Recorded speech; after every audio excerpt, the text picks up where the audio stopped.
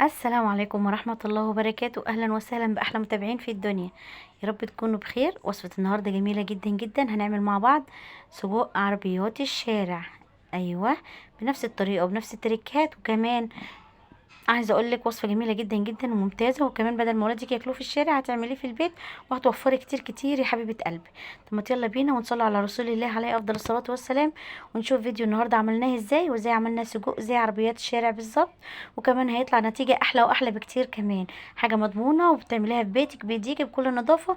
هتعمليها لاولادك وهتوفري يعني توفير التوفير، وكمان صحي ومفيد. بصي يا حبايب قلبي، بسم الله نصلي على رسول الله. اول حاجه كده مبدئيا معايا نص كيلو من السجق. طبعا احنا زي ما كلنا متفقين، حابه تجربي اكلات او حابه تجربي مخبوزات، هتشتغلي على الكميه اللي تناسبك في الاول كده في القليل. ما تكتريش وما تجيبيش كميه كبيره، اذ ربما ممكن تعمليه الولاد مش يحبوه. ممكن تعمليه يعني عايزه اقول لك تتفادي كل الصعوبات لو وصفه او انت اول مره تجربيها. فانصحك ان انت لو وصفه اول مره تجربيها تجيبي كميه قليله جدا تشتغلي فيها. تمام، يعني أنا دلوقتي انا شغاله على نص كيلو من السجق ده، مش اول مره اشتغل بيه. انا على طول بعمله الصراحه وبيطلع جميل وممتاز. وحاجه كده بقى يعني لسد جوع اخر الليل. حاجه كده ممكن تعمليها في الغداء، سندوتشات في رحله. يعني اللهم بارك، شغال وبيسد ويمد في جميع الوصفات. شغال معانا في كل حاجه، اللهم بارك، وكمان هينفع معاك لكل الوجبات. فانا دايما متعوده ان انا بعمله للاولاد بيحبوه، بدل ما بيشتروه من الشارع وكمان غير نظيف وغير صحي. فحبيت اعمله في البيت كده بطريقه حلوه، وكمان توفير التوفير زي ما قلت لكم. بجيب كده كميه السجق اللي معايا وببدا افككها من بعضها واقطع كده. انا قطعت حبه كده على جنب مكعبات صغيره، والباقيين سبتهم زي ما هم كده على حالهم. لو انت حابه تقطعيه ممكن عادي، وحابه تسيبيه زي ما هو مفيش مشكله خالص. انا عملت الاتنين مع بعض عشان ابسط لك الامور واقول لك ازاي ممكن تنفع كده وممكن تنفع كده كمان. طبعا السجق من الوصفات الجميله الهايله السهله البسيطه، اللي ما بتكملش 10 دقايق تعملي اكله كده بسيطه وسريعه. وكمان تقدري تعملي حاجه كويسه لاولادك وتفرحيهم بيها. طبعا كلنا عارفين ومتفقين ان الاولاد بيموتوا وبيعشقوا اكل الشوارع، فهتعملي في البيت زي ما قلت لك باقل التكلفه، وكمان هيكفي ويوفي معاكي وهيقضي الغرض كمان. كده معانا الطاسه بتاعتي على النار، سخنتها كويس جدا من غير اي ماده دهنيه. زي ما انتم شايفين ببدا اشوح كده السجق، بشوحه تشويحه كده لحد يعني ما ينزل الدهون او السمانه اللي فيه زي ما بنقول. كميه الدهون اللي فيه بينزلها كده على الطاسه وهي سخنه، من غير اي حاجه خالص، من غير اي مواد دهنيه ولا زيت ولا سمنه. ببدأ اشوح كده السجق زي ما انتم شايفين. طبعا المكونات اللي هكمل بيها الوصفة بتاعتي اللي هي عبارة هيكون معايا محتاجة معايا معلقة صغيرة من الثوم المهروس. كمان معايا الفلفل، ممكن تستعملي الفلفل الالوان.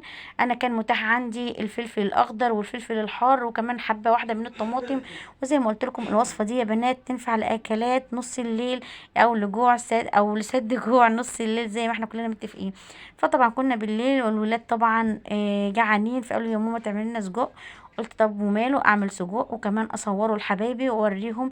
اللي طبعا زي ما قلت لكم كلكم ستات بيوت شاطرين على دراسي من فوق، البنانيت الحلوين والعرايس الشطار الجداد سنه اولى مطبخ. اتعلمي وشوفي الوصفات الحلوه يا حبيبه قلبي، وتقدري تسعدي نفسك وتسعدي جوزك وتبني حياتك وتاسسيها بالطريقه الصح. عملت بقى زي ما انتم شايفين كده. برضو الطماطم قطعتها شرايح، وفي منها قطعت مكعبات صغيرة، وكمان الفلفل الأخضر الرومي والفلفل الحار. لو انتوا بتحبوا الأكلات سبايسي هتحطوا الفلفل الحار بالشكل اللي انتوا شايفينه دوت. بدأت بقى قطعت كل الخليط زي ما انتم شايفين كده. ما كانش متاح عندي الفلفل الالوان، فانا بقولك لو متاح عندك هتستعملي فلفل الالوان الاصفر والاخضر والاحمر عادي، مفيش مشكله خالص. يعني زي ما بقولك ايه الموجود عندك اشتغلي عليه. شعارنا في قناتنا بنبسط الامور ما نعقدهاش، الموجود عندنا بنشتغل عليه وما فيش حاجه بتوقفنا باذن الله تعالى. زي ما انتم شايفين كده السجق خد اللون الجميل دوت كده من جميع الجوانب. وطبعا كلنا متفقين ان انا ما حطيتش اي حاجه في الطاسه بتاعتي اي مواد دهنيه. بالشكل دوت بقى كده زي ما انتم شايفين بدأت اشوح السجق بالطاسه كده، بهزها كده. يعني بحاول على قدر الامكان ان انا ما اقلبش بالمعلقه كتير عشان ما يتهرسش معايا. بعد كده بقى حطيت معلقه صغيره من هريسه التوم زي ما انتم شايفين. عايزه اقول لك الوصفه دي بالثوم خطيره خطيره، جميله جدا بالثوم، بتبقى طعمها جميل جدا، وكمان ريحتها بتبقى جايبه اخر الشارع، اللهم بارك. وزي ما كلنا متفقين ده اكلات الشارع عامه، الشارع المصري كل الولاد بيحبوا الاكلات، وطبعا الكل بيعشق، وكلنا متفقين ان كله بيعشق اكلات الشوارع. طب ما نعملها في البيت بأقل الامكانيات، وكمان هتوفر ونكون اقتصاديين على قدر المستطاع. صلوا على رسول الله عليه افضل الصلاه والسلام. واللي لسه لحد دلوقتي ما اشتركش في قناتي، فعلوا الاشتراك وفعلوا زر الجرس عشان يصلكم كل ما هو جديد من فيديوهاتي من مطبخ حله وبوتاجاز مع ام عمر. بحبكم في الله، احلى متابعين في الدنيا. وطبعا لسه جديد عندي، اهلا وسهلا بيكم، نورتوني وشرفتوني وكترتوني. القناه بتاعتي البسيطه المتواضعه، وطبعا بدعمكم ليا هنقدر نوصل بالقناه القمر دي لمكانه ترضيني وترضيكم باذن الله تعالى. احلى متابعين في الدنيا، بحبكم في الله، وبحب كل المتابعين الحلوين الموجودين على القناة عندي، وكل المتابعين الجدد اللي هيشرفوني، اهلا وسهلا بكم. زي ما انتم شايفين كده بقى، بعد ما حطيت المعلقه الصغيره من الثوم على السجق بالشكل دوت كده، وبعدين ضفت عليه الفلفل والطماطم اللي انا كنت مقطعاهم. بقلب بقى كله كده مع بعض لحد ما كل المكونات تتداخل مع بعضها. والتوابل بقى يا حبايب قلبي، هتحطي كمون وكزبره وكمان رشه من الفلفل الاسود، بس كده بس كده. الملح ما تحطيش ملح، لان طبعا السجق بيكون متبل، فبيكون مش محتاج ملح غير حاجات بسيطه جدا جدا. فانت ممكن هتدوقيه قبل ما تضيفي الملح. يعني عايزه اقول لك الحاجه لما بتعوز احسن ما بيكون ملحها زياده وما تعرفيش تتحكمي فيها. بس كده بس كده، وخلصت الوصفه بتاعتنا. ايه رايكم في الفيديو القمر الجميل دوت؟ وصفه سهله وبسيطه، وكمان شغاله لكل الاوقات، ممكن تعمليها للغدا او للعشاء زي ما قلت لكم، او لسندوتشات يعني لاي رحلات. طبعا بعد كده فتحت بقى الفين وحطيت فيه السجق، وممكن تعمليه في العيش وكمان مع سلطه الطحينه، وكمان حبه سلطه وجرجير، واحلى اكله هتعمليها وتفرحي ولادك بيها. عايزه اقول لك جميله جدا جدا، ما بتاخدش وقت خالص، اكله المستعجلين هتسميها.